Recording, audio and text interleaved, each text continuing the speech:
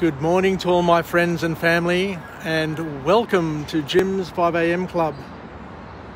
This morning I'm coming to you from Cockle Bay, Darling Harbour. I've got some training today over at Piermont, which starts at 8:30, so I thought I'd do a couple of 5am clubs whilst on my way to training. And as you can see, it's a beautiful still morning here in Sydney town. Not a cloud in the sky, and surprisingly, it's very, very mild. It's a beautiful winter's morning. It's Friday, it's the day before the weekend. So what I want to do is take you on a journey.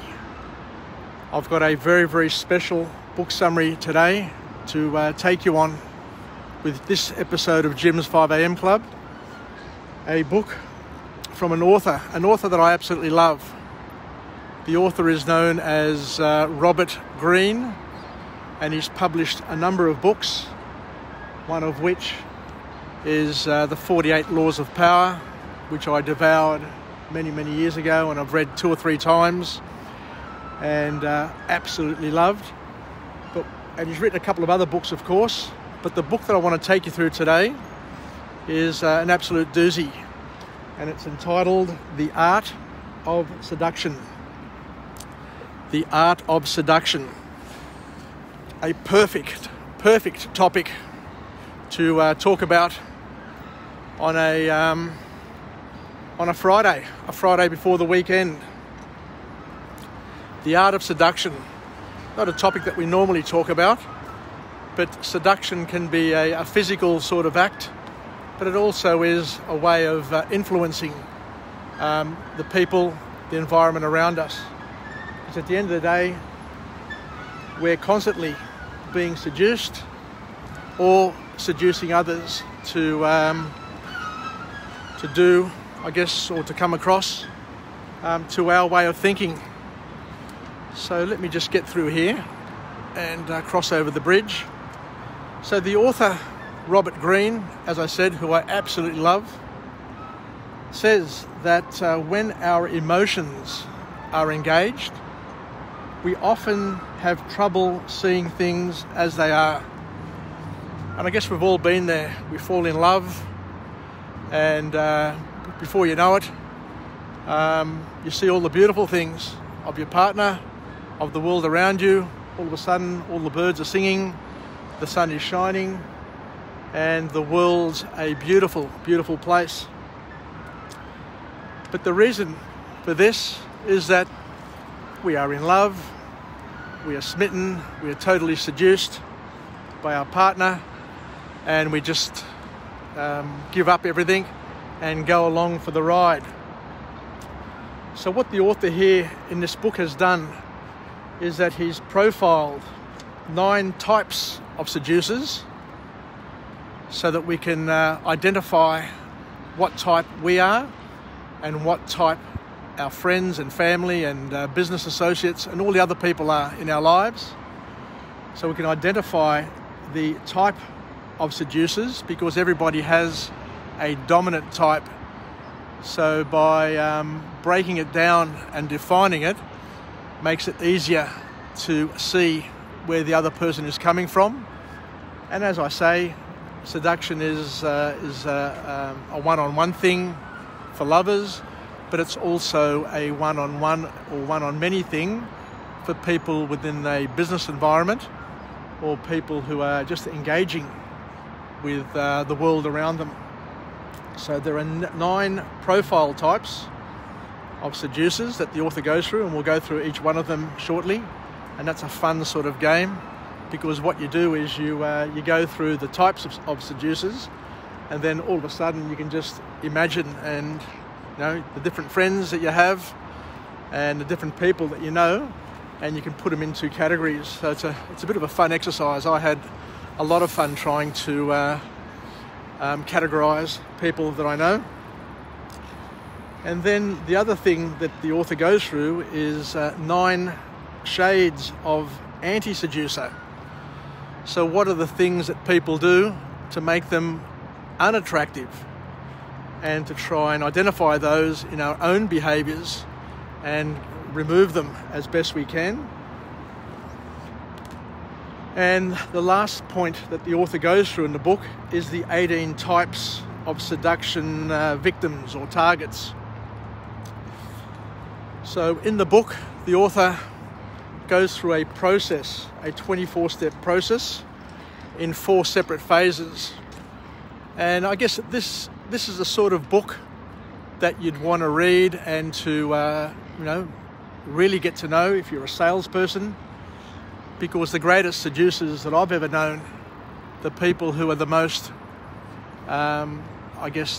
well-versed in influencing and getting people to make decisions and close a deal, are the salespeople.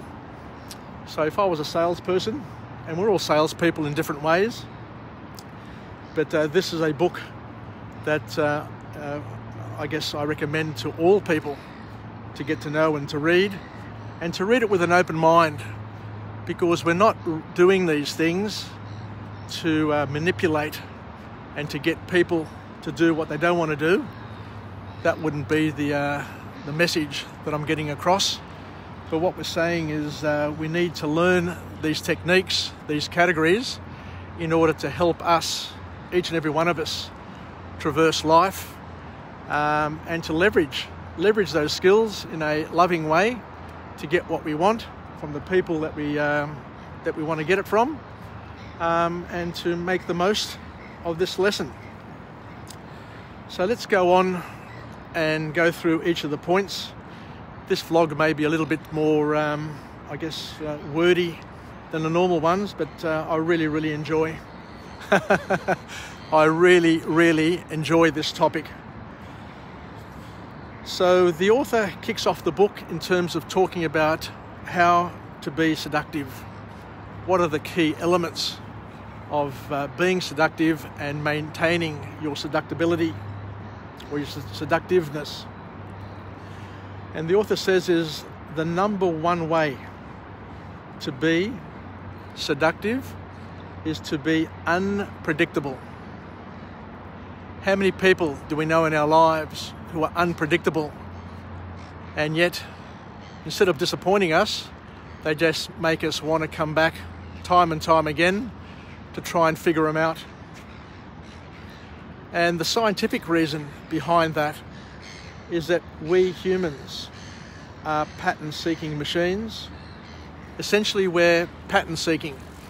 We just look for patterns, and we get really excited when we notice patterns and we follow those patterns, because we're teleological in nature. Teleological in nature means that we want to solve things. So if we got something coming into our lives that is unusual, is novel, basically our human instinct, our human nature is to find a solution. So we're teleological. But the problem with being teleological from a seductive perspective is that once we figure something out, once we figure someone out, it becomes boring. And when people are married for a number of years, we've heard of the 7-year itch. Basically what the author is saying is that as humans, we need to be, excited, and we need to be constantly, aroused from a social and from an interest perspective. Otherwise, we get bored, and once we get bored, we tend to want to move on. So given that we understand the nature of human beings, how we're made up, how we're wired, what we then find is that, and as the author says, that in order to be seductive, you need to be unpredictable. And we know, you see it in the movies, you see it in friendships or relationships or social circles. People who are flat and one-dimensional characters don't interest us very much for very long, unless there's something else that they have which may be of interest. But the important thing to understand, according to the author here, is that there is a fine line between being not unpredictable enough, and being far too unpredictable, which can also become a turn-off. So therefore, the bottom line, the key first lesson to come from this text is to be unpredictable. Create an aura of mystery, of paradox and intrigue, and be hard to understand. But most importantly, you mustn't be artificially complex. We need to break our patterns so that people can't predict your next move every single time, but you can mix it up. You can make, according to the author here, you can be both predictable and unpredictable, but you need to mix it up. And you need to learn how to play the game. Because, why do we need to play the game? Because we're worth it. Every single person is worth it. We are all entitled to be a seducer and be seduced, be influenced, or be an influencer. So they're the key. That's a key first point. Now gets the interesting part of this book, where we talk about the 9 types of seducers. And what the author is suggesting here is that all people have a dominant seduction strategy. We're all different, all people are different, but we tend to fall into one of the 9 following categories. And these are strategies that people use to seduce others. So let's go through each one of them and see where it leads us. And as I said, this is probably the part of the book that I like the most because it's entertaining. It's bloody entertaining. So the first type of seductive strategy is called the Siren. The Siren, Isirina, the Siren, the Greek name, from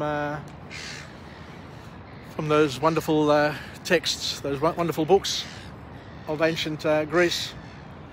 And the Siren is a pure symbol of pleasure, a pleasure machine. Who remembers back in the 80s, Gabrielle Richens? She was a lady who was described as the pleasure machine. I remember as a young bloke, like I guess most young men back then, who would be driven crazy by Gabrielle Richens, the so-called self-proclaimed pleasure machine. Because what happens is the Sirens, their strategy for seduction is their sexiness, their attractiveness, their promiscuity. So they use those elements of their character to seduce and to attract attention. And I guess we're surrounded by plenty of sirens in the world. Now you've got movie stars and all the other people who are just sex symbols, and they're able to use that to their advantage. The second one on the list here is called the Rake. And the Rake as a strategy is the partner. I guess you could probably call them the Rake, the doormat, I guess the sugar daddy. And they're the people who will do anything for their partner to make their dreams come true. And as you can see, and as you can understand, that these sorts of people are able to seduce others by having the means to make the other people's dreams come true. And of course, that's going to be an advantage for certain types of people. So if you're in a position of power, then obviously you can play the rake and offer opportunities for other people to make their dreams come true, and hence use that as your seduction strategy. The third one on the list here is called the ideal lover, and that's the person or persons who are able to create that magical fantasy for people so that they can break away from the realities of life and to live the dream, even if that dream is just for a while. Some people have the ability to act as just the ideal lover or the ideal friend or the ideal partner, and as I said, just make magic happen for the moment. But that's enough for some people to be totally, as I said, smitten and seduced. The fourth one on the list is called the dandy, and the dandy is a sort of person who plays it free and easy, who is undefined by society and appeals to the one who's looking for a free self, for a freedom, just to break away. As I said, another reason to break away. So they just play it cool and detached and have appeal to certain people depending on what their needs are. The fifth one is called the natural, and the natural is a sort of seductor or seducer who reminds us of who we once were, who we were as children, and they are the sort of people who are playful, they are honest, they are spontaneous, and they're just fun to be with. Now, we've got lots of those sorts of people in the world, the naturals, who remind us of who we used to be. So once again, that's an interesting one there. The sixth one is the coquette. Coquette. The Greeks use this word all the time, and I guess it's a French term, coquetta. And they're the people, I guess mainly the women, but they could also be men, who use bait and switch. Once again, what they do is they bait and switch, which means that they raise our hopes and then shoot us down.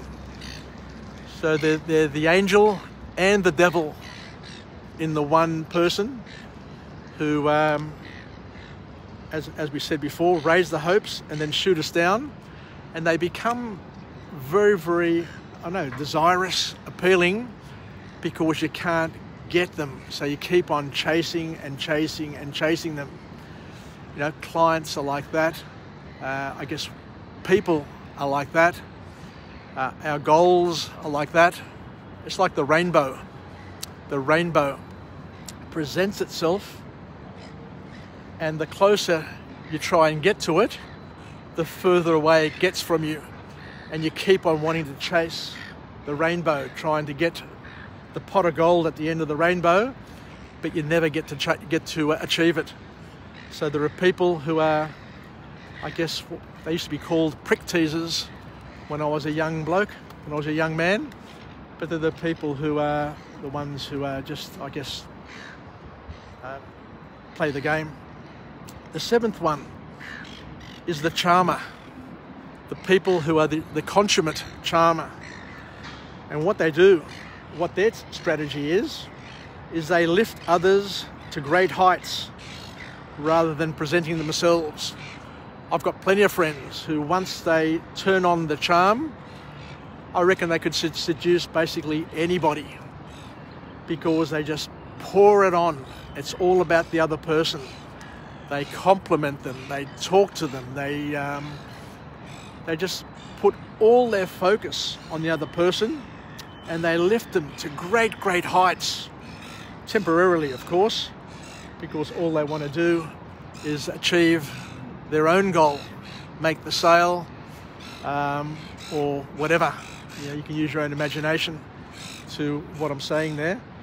But the charmer is one who just turns it on. They're the masters of the one-night stand, or the cell, and then you never get to see them again. I guess you could also put them in the category of the used car salesman.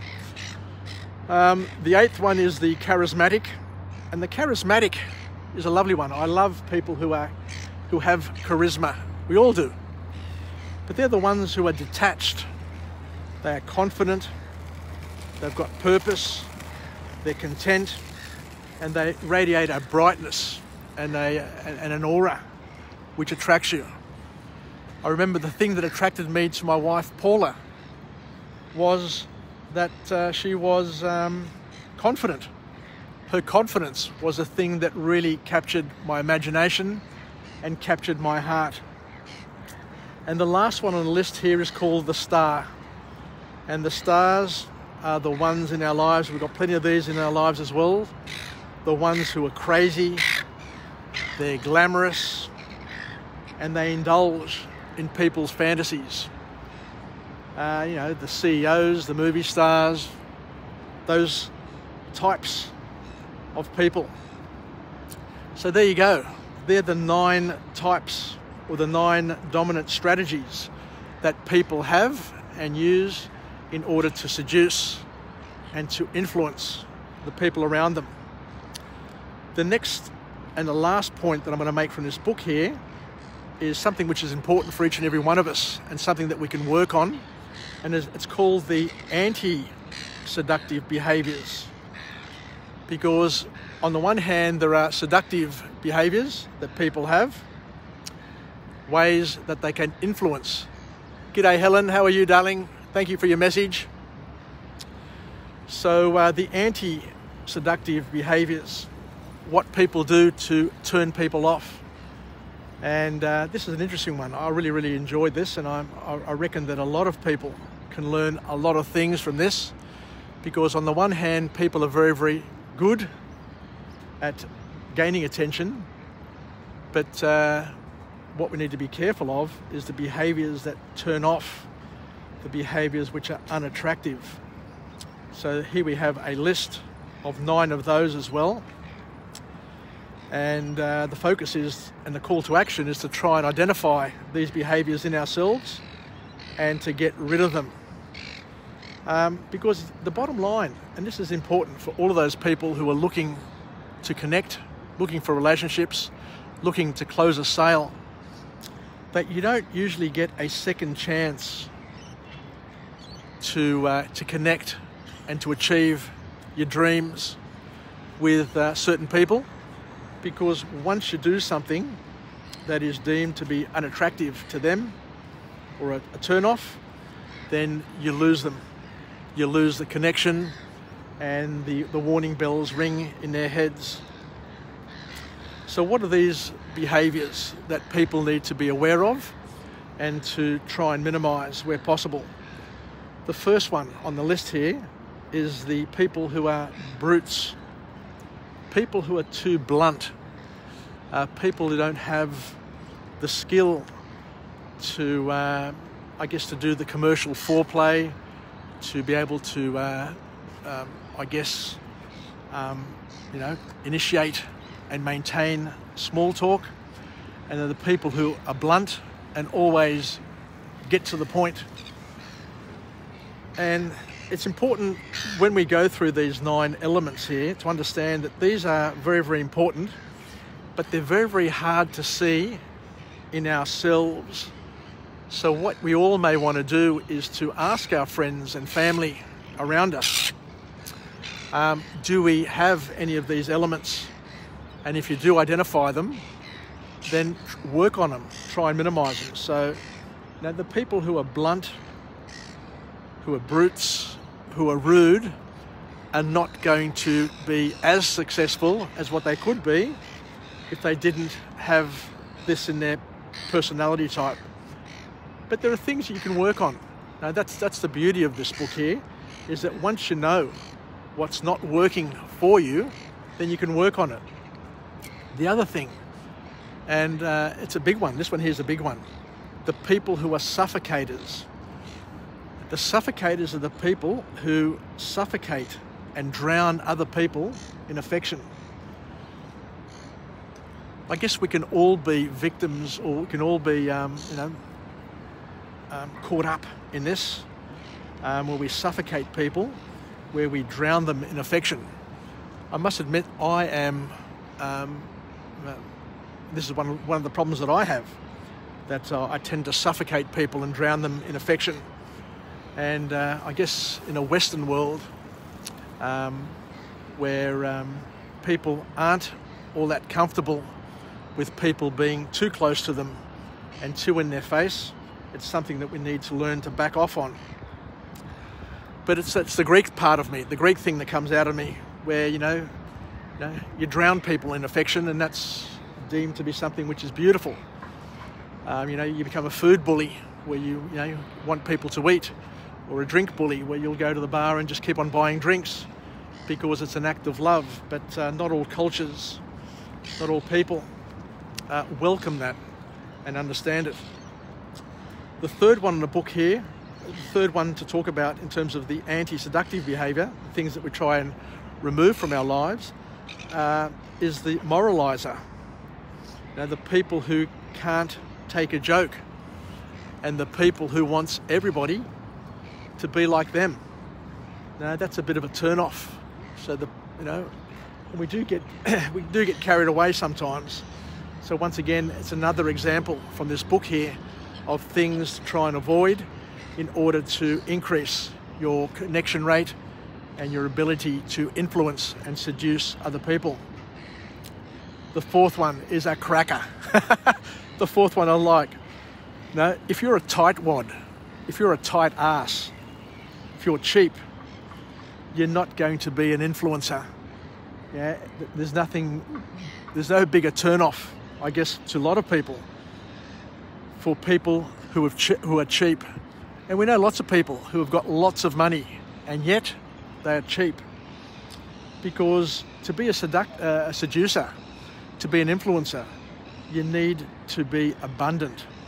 You need to be a person who is generous with their time, generous with their money, and generous with their affection, without being overly generous, as we said before. But to be a tightwad, to be a tight ass, you're not going to get very, very far in this life, according to this author. The fifth one out of the 9, and I'll be finishing up shortly, so sorry for taking so long, but this is a cracker of a day and a cracker of a subject, and I need to give it justice. The fifth one is the bumbler, the person who is insecure, and with their insecurity, they want to bring other people down. There is no bigger turn-off than being insecure. It's the opposite of being confident. Being insecure and voicing and living and generating the energy, the negative energy of insecurity, is something that's going to bring you undone and not allow you to connect and have the beauty in your life that could be possible. The sixth one is the windbag. The windbag is the one who just keeps on talking and talking and talking, and it's all about them. And guess what? They don't listen. They don't listen to people, because all they're doing is thinking about the next thing that they're going to say. So if you want to be a windbag, then you're not going to be too much of a seductor, or a seducer, should I say.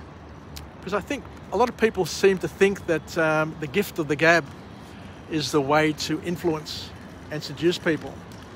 But the author here is saying is that if you're just chatting and just bubbling on all the time, and you're a windbag, and all you're doing is thinking about what you're going to say next and not listening to the other person, then that's the challenge, or that's the problem that you're always going to have, and the results that you have in your life will probably reflect it.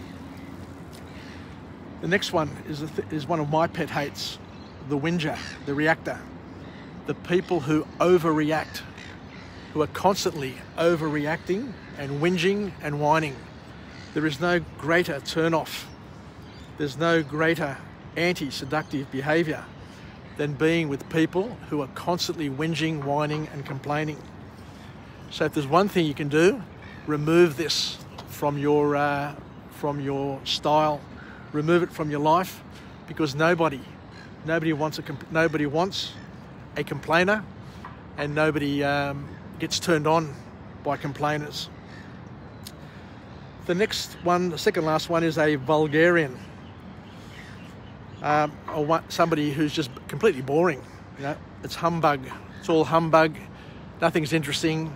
Everything is ho humbug. So if you're just plain shit boring, then you're not going to be much of an influencer. And I don't think that there are going to be too many women or too many men vying for your attention.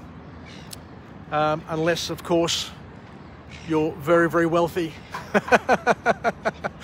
How funny.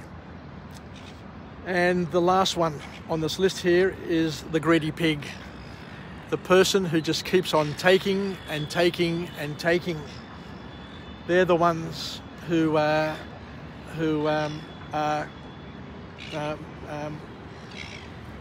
probably the worst on the list.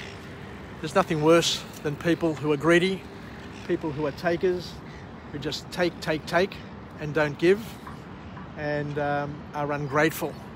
My mother used to say the worst thing in life is acharistia, ungratefulness. Anyway, thank you very much, everybody, for joining me on this episode. This, I guess, very, very interesting episode of Jim's 5 a.m. Club. It's one of my pet loves, as you can probably tell. This book summary, The Art of Seduction, from one of my favourite authors, Robert Greene, took us through a number of things which hopefully we can incorporate into our lives and into our style and bring us better results in our love lives, in our professional lives, and in our ability to influence those around us. Let me just do a 360 just to show you how beautiful this day is. It's more like a spring day than a winter day. Anyway, let's finish off with a positive affirmation. I'm alive, I am well, I feel absolutely great. To my friends and family, stay connected, stay relevant, stay reasonable. And let's get through this morning, let's get through this day, this magnificent Friday, the beginning of the weekend, even though we've got the challenges of COVID. We'll get through this. I'm sure all will go well. I wish my wife Paula all the very best today with her Pfizer vaccination. She was able to book it last night, so I'm really, really happy and pleased for her, and wish her and everybody else the best of health. So let's continue to learn, to live, learn and pass it on, and be the wind beneath our wings, and just share the wonderful experiences, the wonderful knowledge that we have to make each and every one of us a better version. So take care, yasas, and I'll turn the camera around. Take care, everybody, and it's Jim from Jim's 5 a.m. Club, signing off on this wonderful, wonderful day from this magnificent location in my most beautiful city of Sydney. Take care, and bye for now. Cheers.